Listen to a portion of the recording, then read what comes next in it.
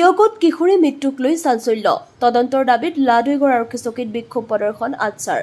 আজি কেইদিনমানৰ আগতে লাডুইগড় আৰক্ষী চকীৰ অন্তৰ্গত চিপাহীখোলা ৰংগমঞ্চত হৈ থকা ভাগৱত পাঠলৈ যোৱা দুগৰাকী কিশোৰীক ক্ৰমে কৰবী ভূঞা আৰু প্ৰিয়ংকা ভূঞাক চেণ্ডেল চুৰি কৰা বুলি অভিযোগ তুলি বন্দিতা বৰাসহ এদল মহিলাই তেওঁলোকৰ ঘৰলৈ গৈ দাবী ধমকি দিয়াৰ লগতে কৰবী ভূঞাক চুচৰাই লৈ যায় আৰু তাৰ পাছৰে পৰা দেৰুতি হৈ আছিল কিশোৰীগৰাকী। অৱশেষত বন্দিতা বৰাৰ ঘৰৰ কাষৰে এটি পুখুৰীত কৰবী ভূঞাৰ মৃতদেহ উপঙি থকা প্ৰত্যক্ষ কৰে। ইতিমধ্যে বন্দিতা বৰাৰ বিৰুদ্ধে আৰক্ষীয়ে এজাহাৰ দাখিল কৰিছে যদিও এই সম্পৰ্কত আৰক্ষীয়ে তদন্ত অনীহা প্ৰকাশ অভিযোগ তুলি আজি লাডুইগড় আৰক্ষী চকীত আটছাৰ আঞ্চলিক শাখাই বিক্ষোভ প্ৰদৰ্শন কৰে, লগতে দোষীক অনতি পলমে গ্ৰেপ্তাৰ জনায়। News desk AIN live.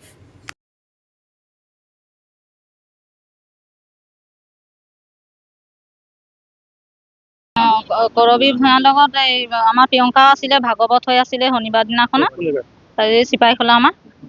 তাৰপিছত আৰু হেৰি ভাগৱত হৈ আছিলে, তাৰপিছত আমাৰ ছোৱালীজনী পকা চকা লৈ ঘৰলৈ আহিলে। তাৰপিছত সিহঁতৰ ছোৱালীজনী ঘৰলৈ গ'ল নে ক'ত গ'ল সেইটো গম নাপাওঁ, কিন্তু এই মহিলাসকল কেইবাজন আছিলে। তাৰপিছত বনিতা বৰাই গৈ পেলাই কৈছে তহঁতৰ ছোৱালীজনী কৈছে চেণ্ডেল চুৰ কৰি লৈ আহিলে বুলি ক'লে মোক। তাৰপিছত মই কৈছোঁ চেণ্ডেল চুৰ কৰি অনাই নাই, সি কৈছোঁ প্ৰসাদ কেইটামান লৈ ঘৰলৈ সুধাতে আহিছে বোলে, নাই বোলে চেণ্ডেল বোলে চুৰ কৰি পেলাই আহিছে বোলে। মই সেইকেইটা নামানো বোলে, মোক লাগিবই চেণ্ডেল কৈছে, চেণ্ডেল নুলিয়ালে কথা বেয়া হ'ব এনেকৈ বুলি কৈছে। তাৰপিছত ছোৱালীজনীক আমাৰ সেই কি কয় হাতত ধৰি একদম লাখুটি দেখাই পেলাই একদম চুচৰাই লৈ গ'ল। ময়ো লগতো গ'লোঁ, গৈ পেলাই চাইছোঁ সেই কি কয় সেইখিনিতে আমাৰ ৰাঘৰ ওচৰতেই এই চেণ্ডেলকেইটা পৰি আছে আৰু ইহঁতি কৈছে বোলে এই বস্তাত ভৰা আছিলে, বস্তাটোত বোলে সেই দাঙি মেলি বোলে সেই পলাইছিলে ইহঁতি এনে বুলি ক'লে। মই এতিয়া গৈ পেলাই চাইছোঁ যে পেলাইহে আছে, সেই বস্তাত ভৰা নাছিলে। সন্দেহ কি কৰিব, সেইটো তেহেঁতি হেৰি কৰাই লিখিয়া লাগিছে আৰু সন্দেহকেইটা তেনেকেই লাগিছে। কাৰণ এতিয়া আমি তাহাঁতৰ গাঁৱতে পোৱা হৈছে, আমি ন এতিয়া কেনেকৈ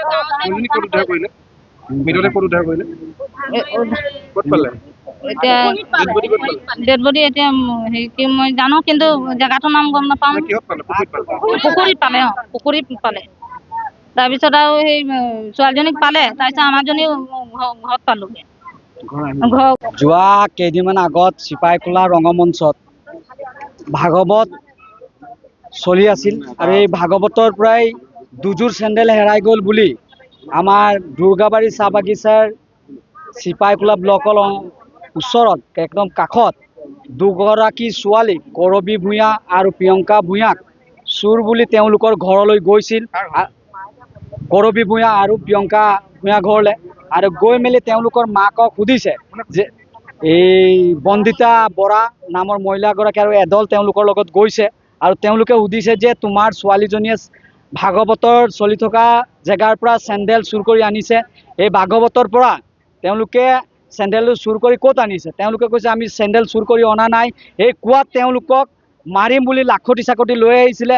তেওঁক এই কৰবী ভূঞাক চুচৰাই লৈ গ'ল আৰু এই চুচৰাই লৈ যোৱাৰ পাছৰ পৰাই এই দুইগৰাকী ছোৱালী নিৰুদ্দেশ হৈ আছিল আৰু এই নিৰুদ্দেশ হৈ থকা অৱস্থাত বন্দিতা ঘৰৰ ছাইডতে যিডোখৰ পুখুৰী আছে আৰু তাত মানুহ কোনো অহা যোৱা নকৰে, এই পুখুৰীটোতেই এই ছোৱালীজনী উপঙি আছিল আৰু এই উপঙি থকাৰ সন্দেহত আমি ভাবিছোঁ যে তেওঁলোকেই তাক হত্যা কৰিছে আৰু কল্পিতভাৱে হত্যা কৰিছে আৰু হত্যা কৰাৰ কাৰণে নিৰ্দোষ হোৱা ইয়াত এজাহাৰো দাখিল কৰিছিলে।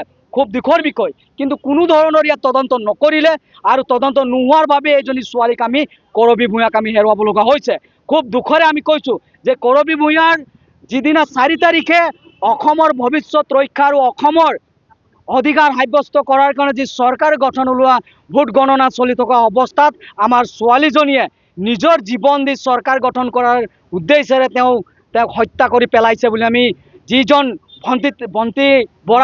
বন্দিতা বৰা হত্যা কৰিছে বুলি আমি সন্দেহ কৰিছোঁ আৰু আমি দাবী জনাইছোঁ চৰকাৰক তেওঁক অনতি পলমে তেওঁক গ্ৰেপ্তাৰ কৰিব লাগিব। আমি আটছা অধৈ অসম চাহ জনগোষ্ঠী অধিকাৰ সংগ্ৰাম সমিতি, অধৈ অসম চাহ জনজাতি মহিলা সমিতিয়ে আমি দাবী জনাইছোঁ আৰু এই কাৰ্যক আমি গৰিহণা দিছোঁ যে অনতি পলমে তেওঁক গ্ৰেপ্তাৰ কৰিব লাগিব আৰু কৰবী বৰাক ন্যায় প্ৰদান কৰিব লাগিব।